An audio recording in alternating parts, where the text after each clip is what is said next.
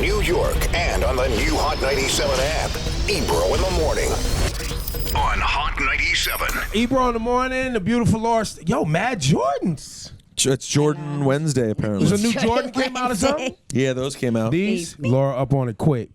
Sneaker plug. Anyway, Frederick Joseph, ladies and gentlemen, the creator of the Black Panther Challenge. What is it? The most highest, most successful, what is it? Yes. The most Talking successful to the mic, brother. GoFundMe? Yes, the largest GoFundMe Ever. Yeah, ever. Yeah. Largest GoFundMe Yo. ever. 40,000 plus kids, celebrities around the country, 48 countries, South Africa, Wow. Ghana, Wow. Germany. Wow, I didn't know. Wow. Yeah, so on and so forth. Yeah. So wait, so you're from? I'm from Yonkers So originally. before we get into the moment you just hashtag Black Panther Challenge and went crazy. Yeah. I literally learned about this, last week? Yes. And had to give myself the biggest congratulations. I played myself because I literally was like, yo, some guy's doing the Black Panther Challenge. Let's have him up. This is cool. Then I kept scrolling. I was like, yo, he raised $400,000. Wait, Ava DuVernay. Wait. Mm-hmm. Yo, I've been on Black Panther mode for what, months, weeks? Months. So out the loop, missed it, played myself.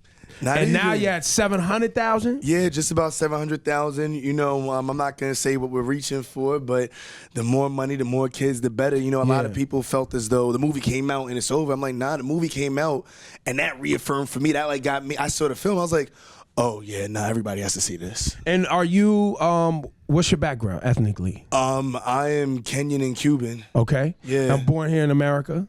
Yeah. Born in America, born in Yonkers, St. John's, Riverside. And have you ever been back to Africa? You been to Cuba? Yeah, a few times. I've been to Africa a few times. You know, Kenyans, I wear my band, always on deck. Cuba, I haven't been yet, though, and I'm hoping to get there soon before Trump blows it. How did you like the film as an African? I mean, I didn't just like the film. The film was everything I wanted, right? The film was more than I expected. You know, even the last line, I don't want to give out spoilers, but if you ever seen Michael B. Jordan's line, yeah. Michael B. Jordan's line, man.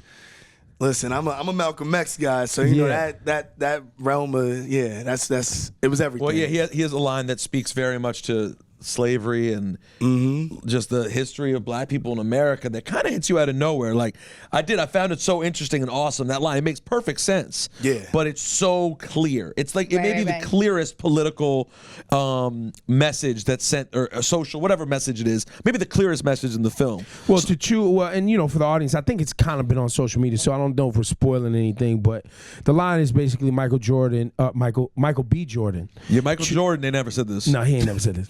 Amazing sneakers, though. Choosing death over bondage. Yeah.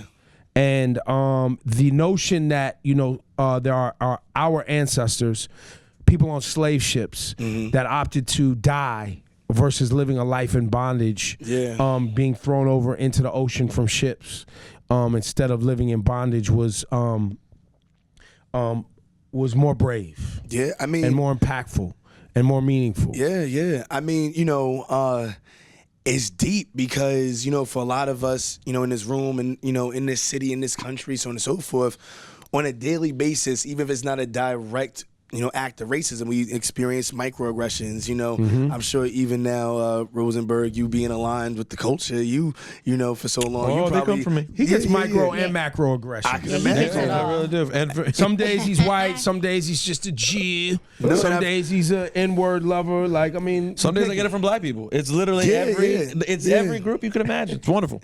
Yeah, that must be fun. You know, Although I did have a realization about it the other day. There is this is I'm gonna go a little deep, but I mean you're the right guy for us to have this conversation with. I realize that the shit that I get sometimes from black people, which is definitely more hurtful than getting it from racist white people, is a necessary feeling to have if you really want to support the cause. Because in order to really support the cause, when I go out in society, I will never experience what it is to be a black person in America. Never. I could talk shit all day, and when the cops come down the street, I'm good. That'll always be the case. The only way I can ever even get a feeling that makes me truly relate is when I feel there's a black person out there who sees me and doesn't hear my message and is just like, you're a culture vulture piece of shit. And I'm like, oh, wow. In this moment, though it's not the same because it's just online in this pocket, I get the feeling of totally unfair judgment and how fucking awful it feels. And I'm like, wow, well, that's cool. Now it makes me more apt to want to participate because that's a horrible, shitty feeling. And I can't imagine having to experience it blindly in the real world when you're at a restaurant having dinner or shopping at Saks Fifth Avenue. That make sense? Yeah, absolutely. I mean, and then you got to also take in the concept of like add that, and then you might also be killed, right? You know, well, and your likelihood of getting a job is lower, and your rate that you're going to get paid is lower. There's a lot of other things. Not being able to move into certain neighborhoods. Exactly. Right. I mean, it's funny even with this, right? I've had certain outlets who are like, media outlets that are like, oh, like they've touted me as being a marketing professional, and thus I've used all the money I paid for business school and this and third to think through and strategically move the pieces on this. But a lot of other media outlets have been like, oh, this guy was lucky at Panther. I'm like, well, if I wasn't black, would I be lucky to have had this happen? Like, why is it that you're just saying like, oh yeah, and and shout out to all the influencers who jumped in, but like this was very grassroots. This was my team, my friends who really pushed this, right? So take me to that moment. Yeah. The movie's about to come out, or when did it start? How long ago did this start? We started in early January, but I knew that I wanted to do it honestly from like when I saw the first trailer. Got it. And you're a Marvel fan, or? Yeah, I'm a huge Marvel head. I'm a huge Marvel head. I'm looking for that Infinity War. Yeah. So you knew you wanted to do this. You waited till January, and then what happened? As soon as they started ramping up the marketing, then marketing and me said, this is the perfect time to leverage what they're doing and the traction that they're getting to try to start this grassroots movement. So I started putting pieces in place, and I said, all right, we're going to try to raise 10K. And I talked to my friends, can we put in our own money so in case we don't make it, we still have the 10K? So from jump, we were always going to have the money for the kids. Just from your circle. Yeah, just from my circle. We were going to be broke for a minute, but, we were going to always have the money for them. But then I started speaking to influencers just on the side. And I think early on, The Root actually, The Root, and shout out to Brianna Edwards at The Root, they were the first people to cover it. And from there, Chelsea Clinton jumped in. And the second you get like a Clinton. Chelsea Clinton, the fact that Chelsea Clinton follows The Root is very interesting. That's pretty Have you ever been to theroot.com? Chelsea Clinton following The Root needs to be unpacked. I need to understand more about what she's reading because that's amazing. You want to hear something in all honesty? I know a lot of people, I can't speak to Hillary, but I can speak to, in terms of Chelsea, the most helpful influencer of any person that's been a part of this Black Panther Challenge. Like, really? No joke. How so? And then later on, DeRay, the two of them. But and early on, a few other people. But in terms of like magnitude, and you said how so? Yeah. I mean, Chelsea has like been actually letting me DM her like, hey, can you share this? Hey, can you share that? She's like, reach out to this person. There was one day I had access to something in the morning. She's like, hey, I'm going out with my kids, but I'll put it up later. And I'm like, this Chelsea Clinton, she's not gonna remember to put it up. Maybe I'll remind her. I got home from the gym and it was up. She was like, yeah, I told you I was gonna get it up. Like, she's like, yeah, I'm focused. I'm aligned. Like, that's dope. That's real dope. It says a lot. It also says a little bit, even though we know the Clintons have a checkered past in some areas, it also lets you know that at the core as actual human beings, the way they parented their daughter was one that I think she honestly does care about. Listen, stuff like that. At this point, if you don't understand that being a lifetime politician at that level has some is going to lead controversial elements to it and lead you in ways that probably are going to rub people the wrong way, then congratulations, you played yourself, because politics is a crazy space. I mean that's facts. Not that we're here to talk about that, but it's even like with the Oprah thing. A lot of people are mad about. I don't know if y'all saw Oprah's donation yesterday, and 500,000. Yeah, and you got people saying online that she wasn't giving money to black people when we were in the streets of San Third, right? Yeah. And I see both sides of the coin. So I'm like, yeah, I feel that. But then in the same instance, just me being in this little space, I got verified a few days ago, right? Shout out to Twitter. But I got verified a few days ago. The things I can say and the things I can do are different now. I got to move in a different way because I'm no longer just within the black community. And a lot of people who donated are from, like I said, around the world. So you got to move a certain way to keep people aligned and invested in what you're doing for the community. Yeah. So Frederick, so you guys started marketing the hashtag, you and your friends. It picked up, Chelsea Clinton, these individuals. At this point right now today, you're continuing to raise money. How frequently are you taking kids, or like how does it work? Like if somebody wants to take a bunch of kids to the movie, do they get to just reach out to you and say, hey, I want to take some kids to the movie? Like what happens here? No, and a lot of people have been doing that, and that's not the way it works. You can't just DM me like, here's 50 kids. But so what we did was I had 2 viewings. One of them was with Jimmy Jazz. Once again, shout out to Ricardo and them. So the basic premise is like this. There's pockets of campaigns that are being able to be. So let's say y'all wanted to make a Hot 97 campaign right now. You could do that. GoFundMe would support, push that, this and that, third, right? But GoFundMe and myself are vetting all the campaigns. Who are you taking? When is this happening? Where's the money going to? But then we did like a phase 2. So basically people could do general donations now, because there's a lot of campaigns that have been created that they don't have the money. Like they're not making any money. So the general donations are being given to the campaigns that don't have funds right now. So basically I'm just at this point more of a figurehead to get individuals to be able to set up their campaigns, and then monitoring with GoFundMe where you guys taking the kids. But you're very involved, because I saw you in the pictures. You're present there to make sure like you're a face for these kids. Yeah, so that's important for me, because I want to make sure that people are doing the right thing. So someone invited me to a showing in Detroit. I'm gonna go to that. There's a showing in LA that I'm gonna try to pull up to. There's a show, because I want to make sure that because it's my brainchild. But it's my baby more than anything, right? And I want to make sure we're doing the right things for the kids. So I'm going to go to as many shows as possible. I know Howard just did one. I'm going to try to get to theirs. So where does it go now? Because obviously my interest in this film, love Marvel, right? Obviously love how Ryan Coogler tied things that are near and dear to my heart around black people in America, the African diaspora, Pan-Africanism, African culture, and even black neighborhoods, right? And the Bay Area, all tied into the film, right? Because I'm from the Bay. But now it becomes another discussion for me, and to watch how, now what do people do with this bridge in some ways that's been created? This kind of like, hey, ladies and gentlemen, there is a place with beautiful culture that is of you, that is there for you to go experience, and or will African leadership on the continent, which that's politicians, and some of those people ain't, according to what we understand about them, ain't necessarily the most savory, nice individuals. Is that going to be bridge is going to be built now for this sharing of culture? Yeah. I'm happy you asked that. Good segue, bro. But so basically, that's been my thought the whole time. Like I've told many people, I don't know Marvel, I don't know them, I don't know that man, I don't know Disney, I don't know none of them. My thing is for the community. So what I did was I partnered with DeRay.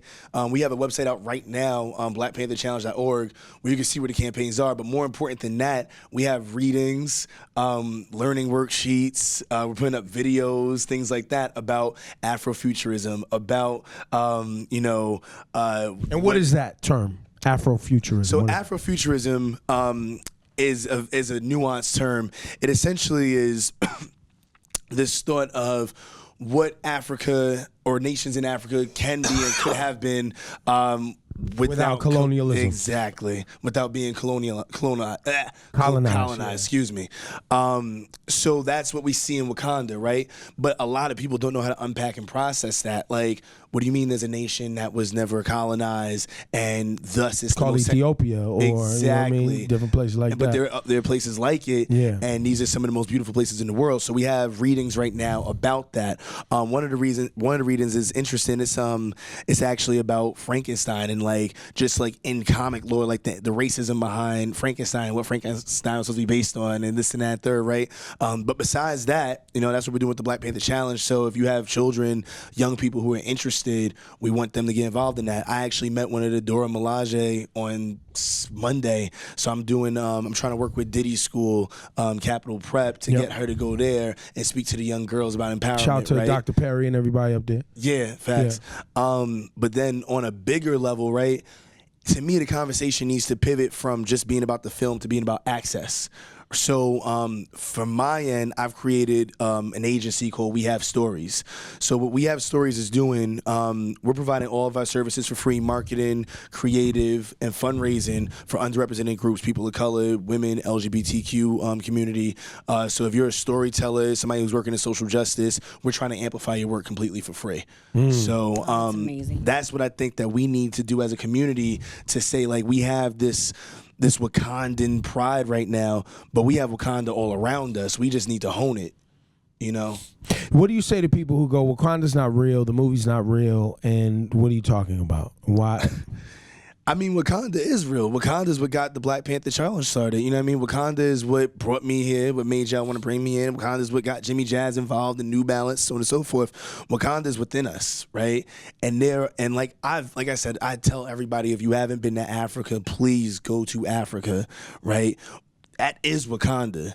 That, like, what you saw is there. Instead of like the stereotypical pictures of like kids with flies, that everybody has this crazy idea that that's all it is. Precisely, right? I mean, I sat in Nairobi in May last year and just drank wine and talked about sub-Saharan slave trade for hours with people in Africa. Do you know what that did to me as a person? Do you and Ebro, I don't want to get into your business. I don't know if you guys find each other attractive, but would you guys consider being together? Why is that? Because there's nothing you'd rather do. Absolutely. The two of you could take a trip together. Go to Nairobi. Watch the mating of the wildebeest. Well, Nairobi's what? How many hours from the beach? Nairobi from Mombasa? Yeah. You're looking at around 5 hours. 5 hours. Yeah, So Yo, it's a quick weekend getaway. Mombasa is on the beach. A lot of people don't know. You can go to Eastern African resorts Yup. on an amazing beach in Kenya. I know. Kenya's very high on my list of places to get to. Oh, we out. We all out. I'm saying, like, I'm going this summer. So if y'all want to do a hot You're going 90s back. I'm going back every year.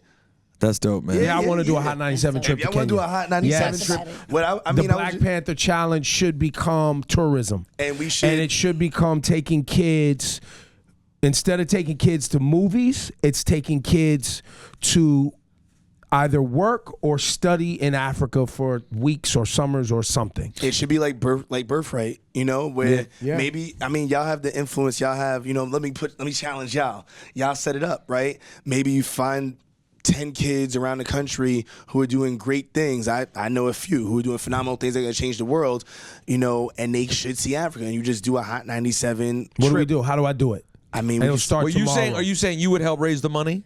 yeah, let's work together. Like, because we could help find the people and set up the infrastructure and promote it. Yes. But we would need I think where we need the help is the business infrastructure. Because you've obviously shown you're capable of And doing you can that. vet That's what I it. do. Exactly. You can vet the organizations. Exactly. And you just get 10 leaders, like 10 young youth leaders, right?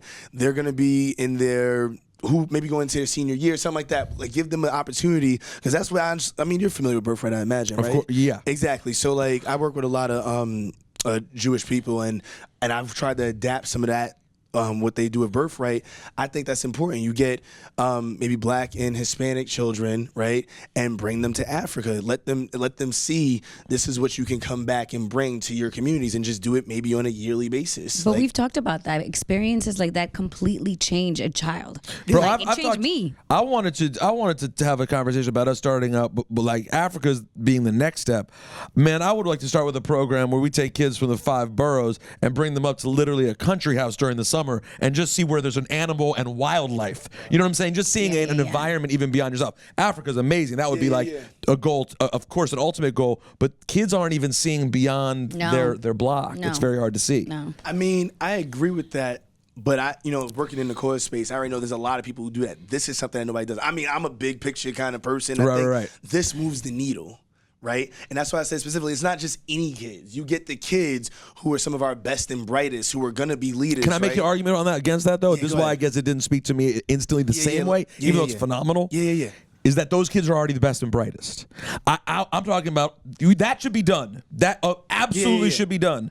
And then there also should be another program for kids who we don't even know if they're the best and brightest yet. They may have an opportunity to be the best and brightest, but they're yet to get to see anything. But at the same time, when you're talking about a trip to Africa and the level it would take to get there and how expensive it is, you have to have a vetting process to make sure you're getting kids to go there who really earn that opportunity. I mean, for sure. I mean, look, I think we're both. that's These are one both. I think it also depends on how much resources we're able to come together. Right. These are both two separate great Yeah, opportunities. they're two separate opportunities, but I think people think like I'm not racked up. You know what I mean? Africa. I just said to somebody the other day. It doesn't cost that much. Like, you know, honestly, Bro, you got to be somewhat racked up. If you plan on going to Nairobi, it will be every year. bro. I mean, I'm not. How much did trip to Nairobi cost? The total for my trip last year ended up being like $1,600. Wow, that's a pretty good People price. spend that to go to DR and Wild Out. It's By true. the way, that's a great. You're absolutely right about that. Like- I did not think the number you were going to say was I thought it was like $1,600. $6,000. Nah, Me too. No, The second you not said at all. 6, I went, But $6 that's grand's a it. lot of money. But that's why people need to be re-engineered. Like the round trip ticket, right, is around $900. And I bought I usually buy mine real late because whatever. When you get there, hotels like Airbnb hotels, especially if you do like a big Airbnb thing with people, whatever, you looking at like $70 a night. Like you can But stay it's for a week true. and a half. Blah, That's blah, blah. crazy. It's so And true. eating is cheap. Yeah, it's Like- true, and especially if you connect with organizations in Africa that are willing to welcome you. Exactly, and there's a hunger in nations in Africa. I've been to Ghana, you know, I've been to Algeria, I've been to Morocco, so on and so forth. There's a hunger to have us there. They're like, y'all don't be coming back. Right. Like, a lot of come like, back. y'all don't be Like, right, coming we want you back. Yeah. Exactly. And that's part of and one of the great things about the film Black Panther, and I'm glad you started the Black Panther Challenge, is I just feel like there's all. I'm trying to figure out a great analogy, but it's like you have African people going, well, y'all don't come back. And they look at us like we got money. Like everyone's got money. You live in America. Why wouldn't you be able to get on a flight and come back to Africa, right? In their mind. Right. In a lot of black Americans' mind, it's like, but y'all don't like us. Y'all, I've heard that y'all don't like us. And Africans that, you know, or Africans that migrate here to or immigrate here to America treat us a certain way. So that must be how all Africans are in Africa. And I got news for you. If you're from Africa and you are either educated enough, wealthy enough, or have enough access to literally move to America, you're not like most Africans on the continent of Africa. Most Africans ain't able to just move to America. I don't know if you guys have seen the immigration laws. It's even tougher now to get a visa, right? You know what I'm saying? So there's a disconnect in communication, and that's what I think was one of the most powerful things about this film is literally just being able to have a conversation about going back to the continent where all black folks, all people in general, but specifically, more recently, all black people come from. I mean, that's why. I mean, look, you know, we can kick a dead horse. I'm all about action. Y'all know where to find me. Yeah, if y'all let's wanna go. do something. No, we doing it. You know, even with I know Nessa's up here, right? Yeah. You know, even with Cap. You know, here's the thing, right? People want to do stuff. There's an energy. Like I said the other day, I was like, listen, I would work for Know Your Rights for free. I mean, I'll do the marketing for them. I'll jump in and help them with marketing direction for free. So shout outs to them. You let them know I said that. Like I'm that's serious, We'll make right? all them connections. But the thing is like this. There's groups and pockets of people. I can think of a kid right now, like to your point, like, oh yeah, they're the best and brightest, but a lot of our best and brightest in the black community don't necessarily have opportunities. I will tell you this, I grew up struggling. I think that I was maybe one of our decent ones, right? I didn't travel for the first time out the country till I was like a man. You know, and that would have changed me. My views, I just stopped being so toxic about my views on Africa like 5 years ago. You know what I mean? Because, like, even though I was one of the brightest and went to all these schools and stuff like that, I was still, you know, struggling to pay my phone bill, let alone... Just had this conversation with Nipsey Hussle. When you're struggling with the simple things, it's very hard to have a worldview. Precisely. You can't have a worldview when you don't have anything. Exactly. And I want our kids to have our leaders, our future leaders, to have that worldview a bit before they start going into really taking leadership roles. Because there's cats who are, you know, black, Hispanic, just people of color, so on and so forth, at Goldman, at Barclays, at this and third. And I'm like, you know, not all skin folk are kinfolk, man. You know, you don't see what I see, but it's not always their fault. They never had the option. They're like, course. oh, well, yeah. But I want to start providing that. I mean, there's a girl right now, Taylor Richardson.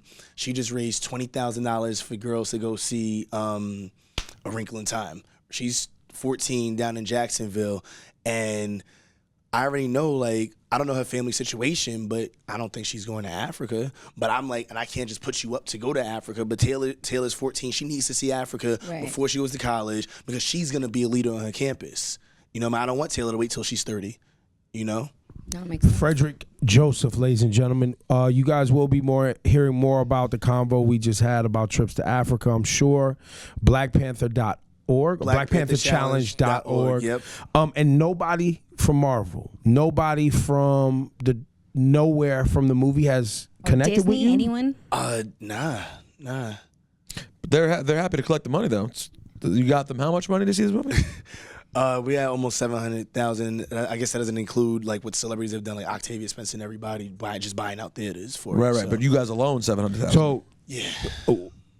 we'll unpack that at another time to try to figure out a way to get that money to come back. Because that should be appreciated and reciprocated in some way. And help. I can't speak on that, man. Yeah, of course not. know? But the idea would be Yeah. like, you just put $700,000 and created more marketing and awareness for a film that doesn't have an obligation to help kids now go see Africa, but it would be nice to figure out ways to make that happen. I will say, and I hope y'all can include this, shout outs to Chadwick though, because I know Chadwick has shouted me out on a bunch of things. He shouted me out on radio. He just put up a video on Twitter and Instagram.